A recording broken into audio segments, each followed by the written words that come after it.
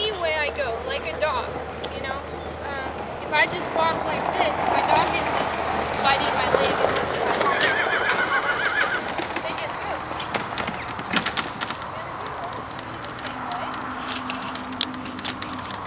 But we think of horses as we pull them around with the lead rope. But that's not really the way it works.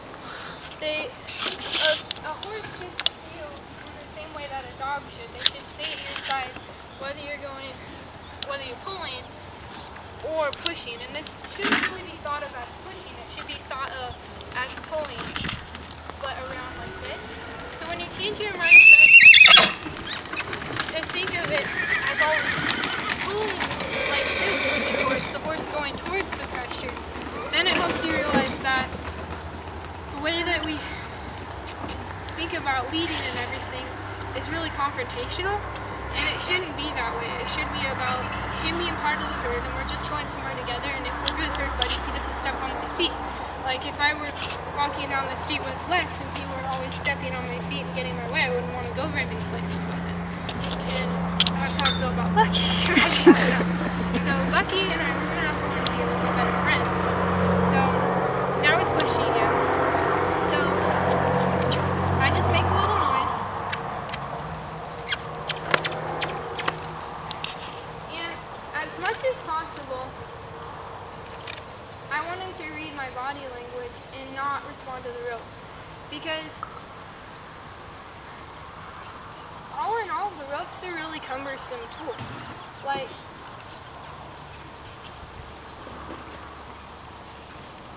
get it together. Get it together. Okay.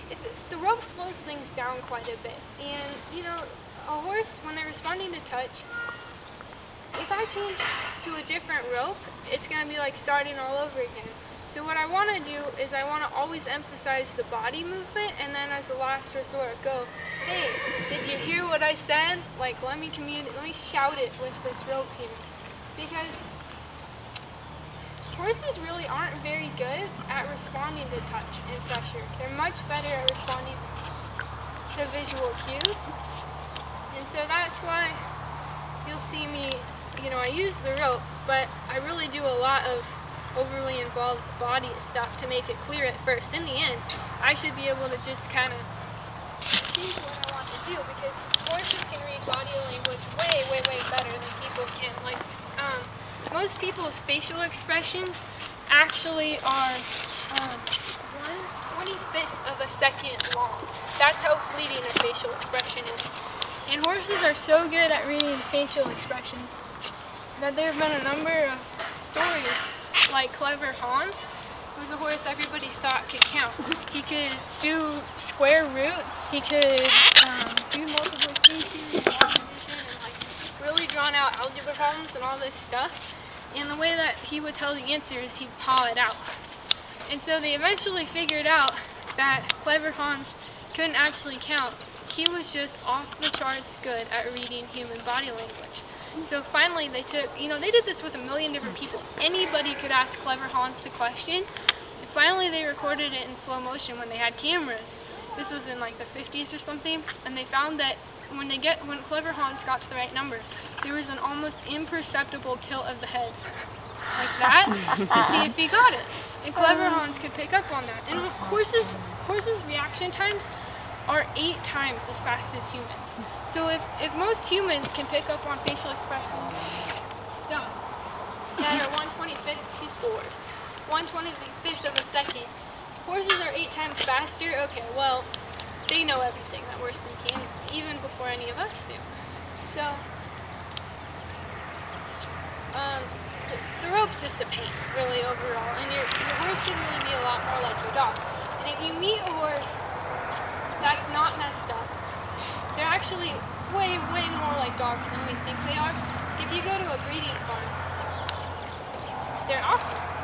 But most horses have been turned into what people think of as horses. And I have no idea where the idea came from about what a horse is like, you know, a deer, a big prey, and stuff like that. But that's totally inaccurate. That's what people turn horses into, because it's a heck of a lot easier to ride a deer than it is a dog. until they got really good at ground training. So what we think of as a horse is just completely inaccurate. If you look at your horse and then you see a dog, your training is going to get a lot better. So, one, they're motivated by play, so that's something to think of. And Bucky's obviously more motivated by play, and I'm starting to see right now. So, I'm just going to play with it for a minute, and we're going to see all those games I was just talking about.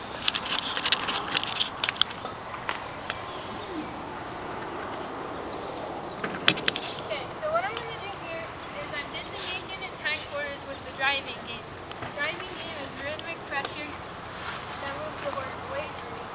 So the reason I'm doing that is he likes it. It's a game. And he gets to come towards me. So I move him, he moves me, and that's what makes this play.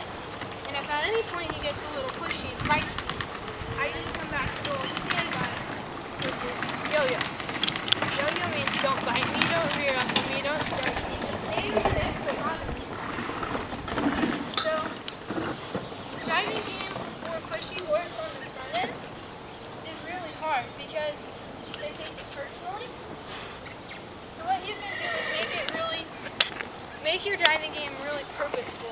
So, you got your horse right here. If you're going to do a driving game, drive his eyes away from you like this. Then let your rope long and go, I just wanted you to move away because I wanted to lunge you so you could go faster. You know, it's got to be a little bit of a game. Nope. Nope.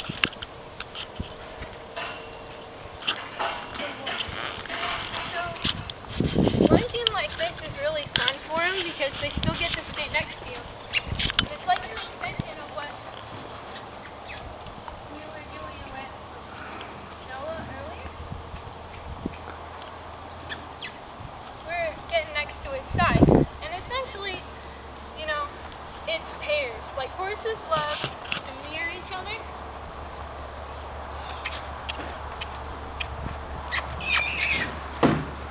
There you go. Come on, think about it.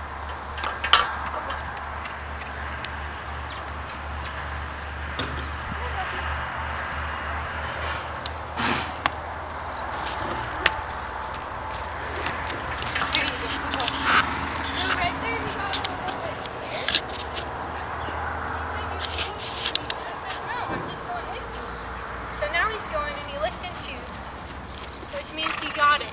So I change it. And we retreat because it's his turn. I moved him, he gets to move me. And I wait for his ears.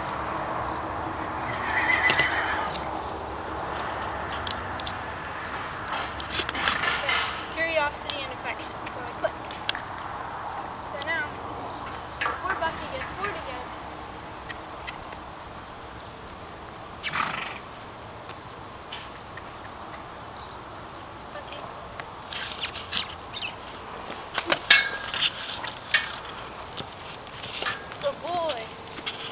get to run and play.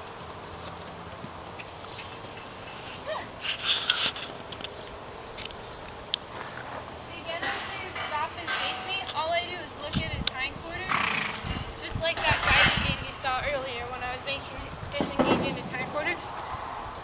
And that's because, good boy, it's so nice. So you see, I hardly moved and he backed up. That's really good. He's starting to get calmer. He's letting me rub him. He doesn't have to rub me back every time I rub him, so that's really good. For him, I could do this stuff with him, just add in obstacles, and this could be the next year of our lives. Like, there's a lot in it. The other thing that I would add would be going sideways. And sideways is really, really easy when your horse respects you. There's no way you're going to get sideways with a pushy horse. You have to go through all that other stuff first. It's a really funny movement